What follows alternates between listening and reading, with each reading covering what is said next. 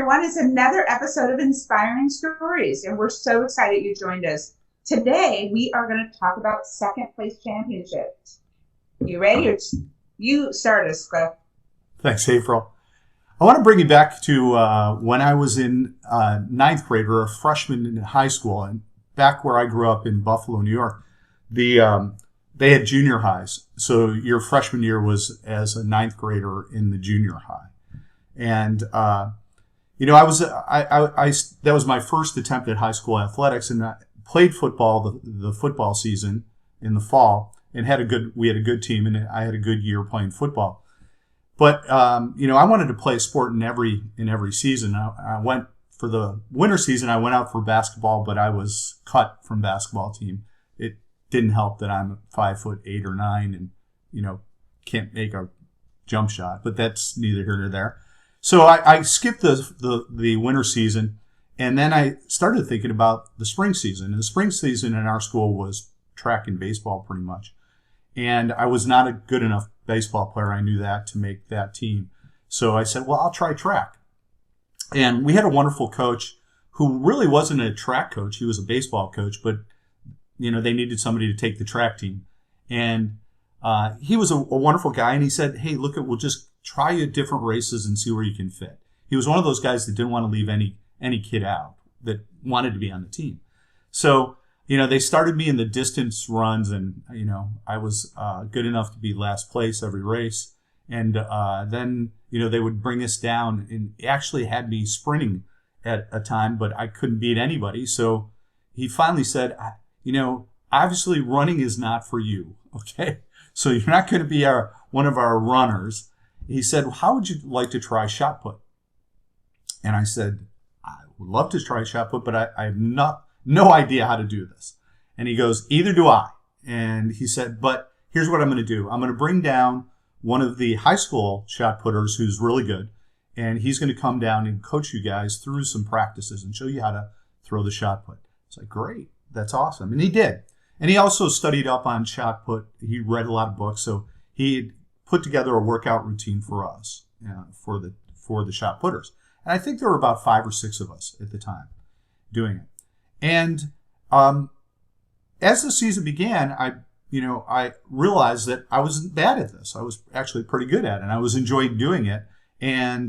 But unfortunately, or fortunately, you might say, for our team, we had another shot putter who was really good, and he was excellent in shot put.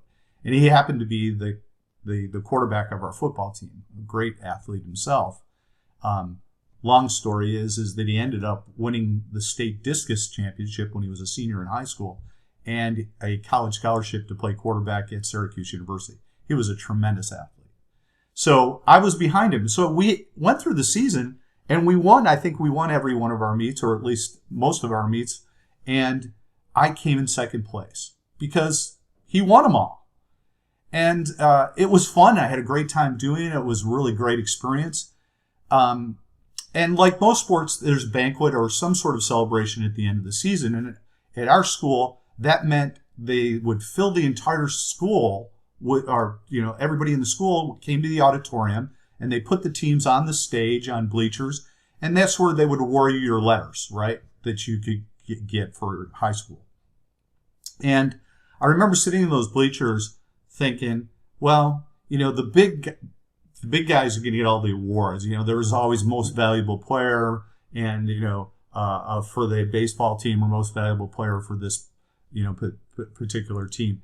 So I'm sitting in the stands just thinking, I'm happy that I'm here, that I made it through the season and got second place, and I'm not going to be up for any awards. And we were the last group to go. The track team was the last group to go in awards, and some of my friends actually had won awards, guys that I walked home with from school every day for other sports. So they started giving out, most valuable player sprint and most valuable player this. And the coach said something, we're going to do something different this year. And he said, we're going to give out the most improved player for track and field. And I went, I'm not in this running. I mean, we're all brand new. We're freshmen, right? So, everybody's new at what they're doing. And a lot of people did some really amazing things. Anyways, he starts to describe me. And he talks about how this young guy was a great football player and decided to come out for the track team. And we tried him in all these different races, and he wasn't any good. And we couldn't. So I asked him to do shot put. I didn't know how to coach shot put. But here's a guy that took second place in every single meet. And he gave me the most valuable player for track and field.